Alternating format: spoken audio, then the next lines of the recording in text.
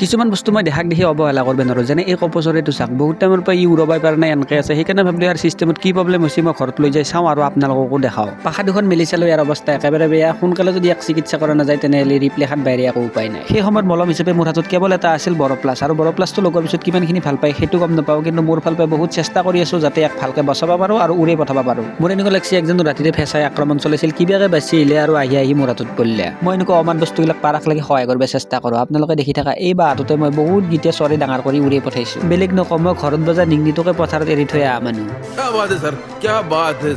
বেছি দেৰি নকৰি বাহাতৰ ভিতৰত দুজনমান খেৰ ভৰাই দিলোঁ আৰু চৰাইটো যাতে ক'তো দুখ নাপায় সেনেকুৱাকৈ বাহাতৰ ভিতৰত সোমাই কেনে তাক সন্মুখত দুটামান চাউল খাব দিলোঁ খাই নে নাখায় গম নাপাওঁ কিন্তু তাক মই এনেকুৱাকৈ ফেচিলিটি দিছোঁ যাতে সি অলপমান গাটো ভাল পালে যাতে চাউলখিনি চুবাব পাৰে কিন্তু বৰ্তমান সি এতিয়া ঘুমাই আছে আৰু এই ঘুমাই তাক এখন মই বঢ়িয়াকৈ কাপোৰেদি ঢাকি দিলোঁ যাতে বেলেগ বস্তু আহি তাক অশান্তি কৰিব নোৱাৰে বাচাৰ আশা একেবাৰে নাই যদি বাচে ভাল লাগিব আৰু যদি নাবাচে উপায় নাই বুলি কৈ মাটিত পুতি থ'ব লাগিব